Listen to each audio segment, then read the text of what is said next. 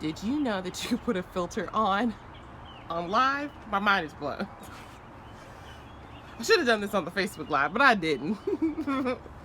Hey, it's me, Lauren Hope, aka Lolo of Good Girl Chronicles. I'm a blogger, a motivational speaker, a body positive model, and we're here for it. Dog mom, lover of Dwayne Johnson, all around fabulous. I am opening my life and heart to you all in a way. Sometimes I'm like, girl, you are already very open. And then God says, there's more you could share. And so my body positivity modeling, that's more of me. More of me. I'm kidding. But it is to some degree. You're not going to hear me cough as much in this situation, okay? Now that I'm on new medication, for you guys who have been following me, I had awful allergies, I had sinusitis, a swollen eye, and now she's better. But in the morning, my system's percolating. I'm going to drink, not sponsored, as I'm talking. Normally I do Makeup Mondays on Monday. I'm going to do that on my Facebook business page today. A friend of mine, business leader, speaker, lash slinger, Nicole Smith, aka Navigate Your Freedom, will be doing that on Good Girl Chronicles LLC. But I just got done meditating. I am studying the book of Romans with a pastor of a church called Change Church. His name is Darius Daniels. And so I'm studying the book of Romans. And but today, let me pause for a second. When I was in Bible school, when I Bible study when I was younger, they would try to get you to memorize 26 books of the Bible. Clearly I did not memorize it, because whenever I'm studying, I still go. But thank goodness for these little things. So I'm just gonna come right here, put it in here. Another mistake I made when I bought this Bible, not a mistake. You know, a lot of pastors say you should have a physical Bible. I got really tiny print. I love the Bible because it was pink and it's leather and that kind of thing. And girl, this print is so small.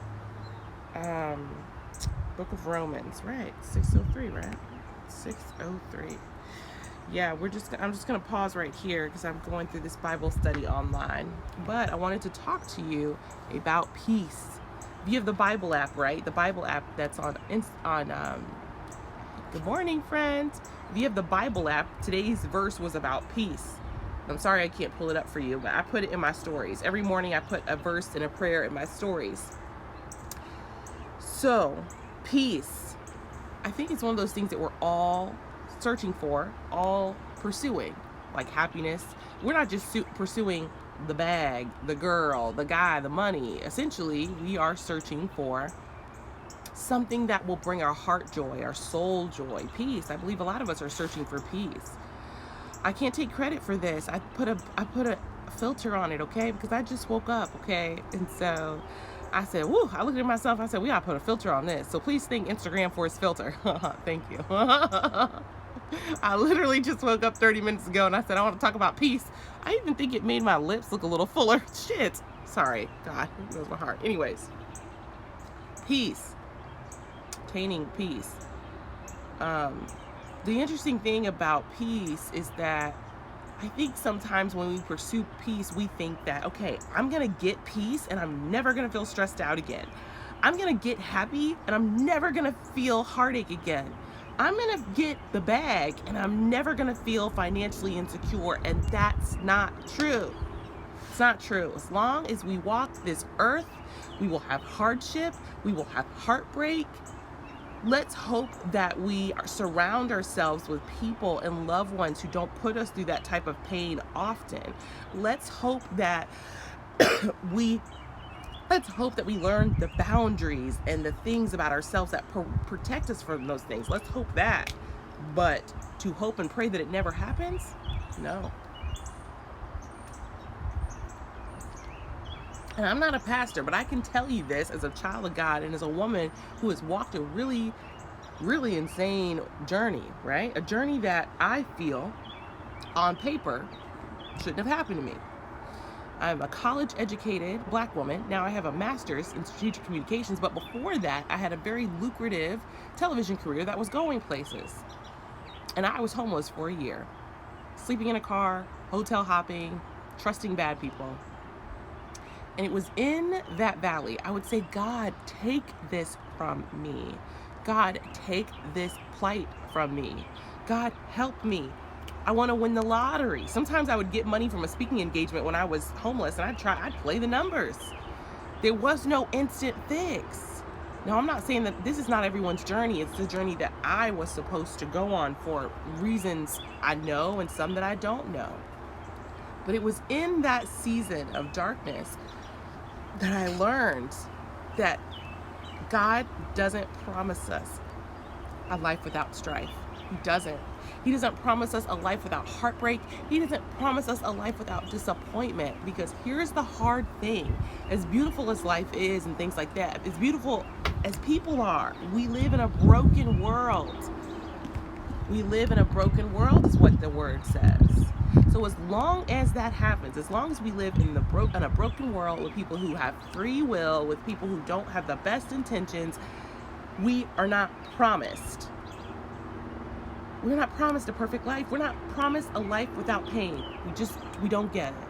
There's even a verse in the Bible that says that we should be happy about these walks of pain because they build character and perseverance. I'm like, God, I'm supposed to be happy? This is hard. It doesn't use the word happy, but basically it says suffering, right, builds perseverance.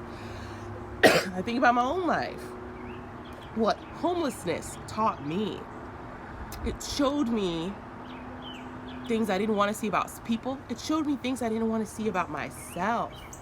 It showed me things about the world. And it was so crazy. I just thought that would never happen to me, ever. Maybe I was prideful. But God said no. You know how many people are one paycheck away from being homeless? One paycheck away? One heartbreak away from a mental health relapse. One setback from a substance use disorder relapse. So many people are suffering. And 1 Peter 5:8, it says, be careful, the devil comes to roar like a lion. Right? So that means that we live in a world where there is an enemy that comes to kill, steal, and destroy. And if we believe that and we know that, then we have to arm ourselves and our heart with something. We have to. How?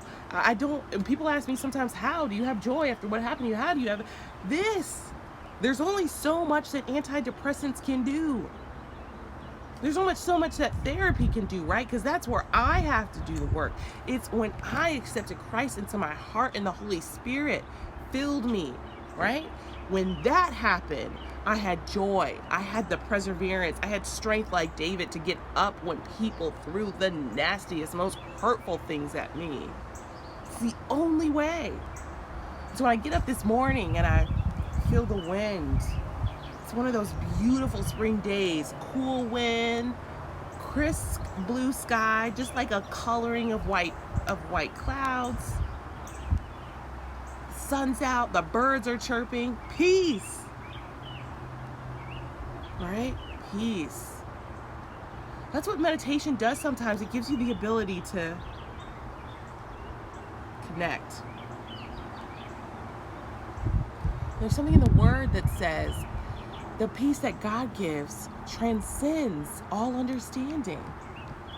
You ever meet people and you're like, yo, how are they okay after this? How do they have peace after this? Wow, she's handling that okay. Sometimes it's Jesus, right? I know in some of the faces of my hardest adversities when I'm able to have peace, and even I don't understand it. I'll say this and then I'll end here. Well, I might not end here. I do want to talk about body positivity. When I graduated with my master's a couple weeks ago, about 2 weeks ago, I honestly didn't envision myself finishing. You know that? For 2 years I was doing these courses and I didn't visualize the finish line. I didn't visualize walking across the stage because we weren't going to have that in the pandemic. I didn't visualize what life would be. Hey, Lauren, M.A. after my name. That's God is so good. I didn't visualize it.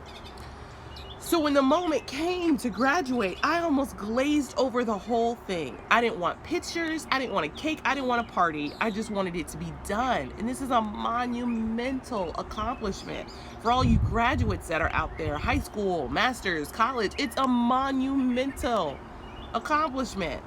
Celebrate it with your friends. Relish in it. Time is the most beautiful thing we have in this life because we don't get it back.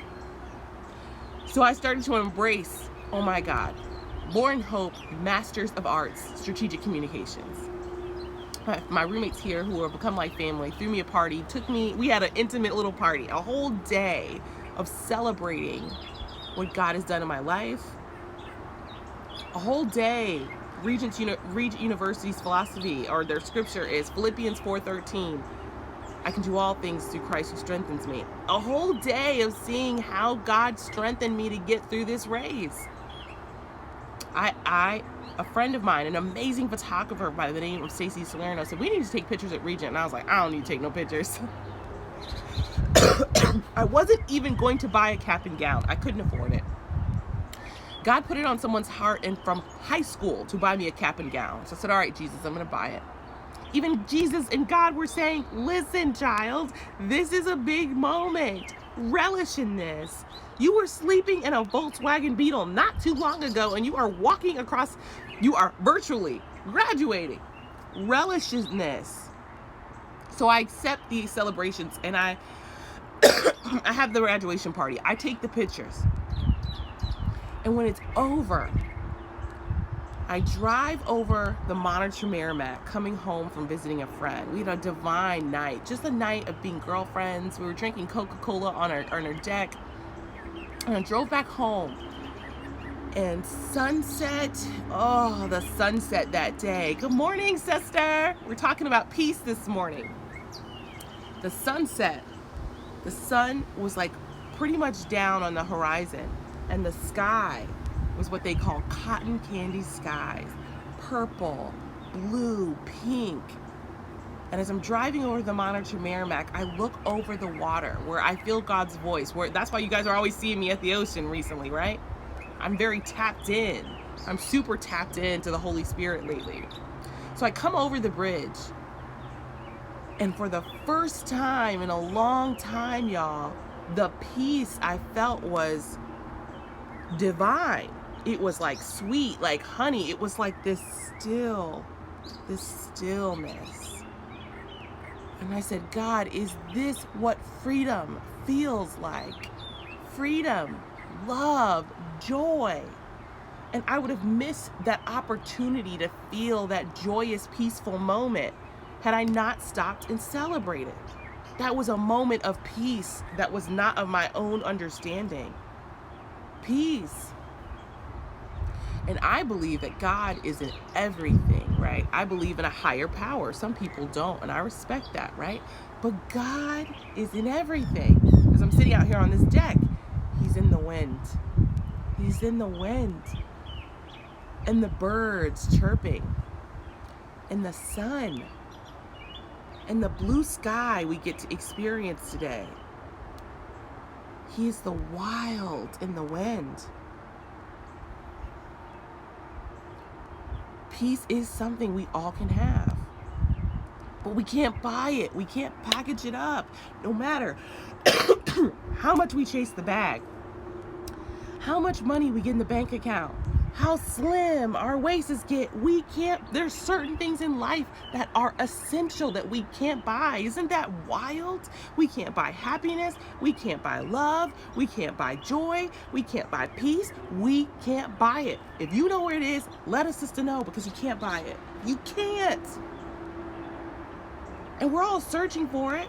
Money, sex, drugs, each other, the unhealthy ways. And then there's the other ways.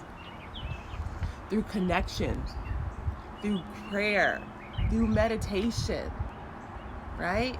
through loving our children, through loving each other, through being good friends and good stewards of our money. Iron sharpens iron, so one person sharpens another.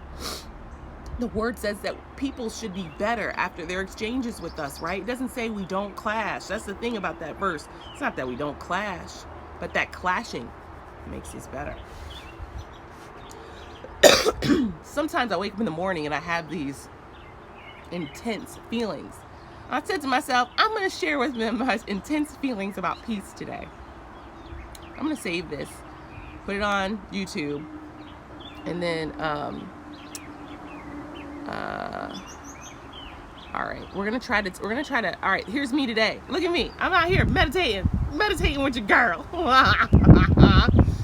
Meditating, right? This is why I meditate now. All right, the picture don't want to go away. Girl, we gonna have to stay up here with this picture the whole time. We'll stay up here with this picture. There she is. Hey, sister, what's going on with you? I hope to goodness that your show was amazing on Friday. I bet it was. I've been out here chasing the bag. Meditation, right? This thing I didn't buy into for a long time because I was like, listen, did Jesus meditate? I don't know, maybe he did. But if you have anxiety like me, meditation can be a hard thing. I got anxiety and major depressive disorder. So let me show you how my mind works. My mind's like thinking of the worst case scenario a lot of times when I'm anxious. It's like, it's not funny, but let me illustrate it for you. I'll help you out. Lately, right? I'll give you a real world example. I'm out. I'm driving. I know I'm doing the speed limit. I'm like, oh man, that cop's getting really close. Oh crap. What if that cop pulls me over? What if this happens? What if this happens? What if this happens? It's the what ifs. Then my mind is like, oh my God. And then it's sending this cortisol stress response throughout my body when there's no reason for me to be anxious or scared. That's an example of anxiety. Depression says, girl, why are you doing this? You ain't nothing. You think you a model, girl? You ain't nobody's model. They see your belly. Negative self-talk. That's depression, right? So for me to war with those things, the way my mind is wired, for me to war with that, part of my armor is meditating and releasing. Meditating, breathing in and breathing out and releasing and quieting my mind, right? And then in the meditation, I close my eyes and I listen to these Christian meditations. So sometimes I'll just hear the scriptures, right? Or the words. And then I'll remember, I am more than a conqueror. I can do all things through Christ who strengthens me. I am fearfully and wonderfully made, right? It is building me. It's building me. Some people will call this manifestation or, affirmation. But for me, it's my time with God. I hope this spoke to you if you stayed to the end. If you stayed to the end, say, girl, I made it to the end. As we say here at Good Girl Chronicles, I love you. I love God more. See you next time.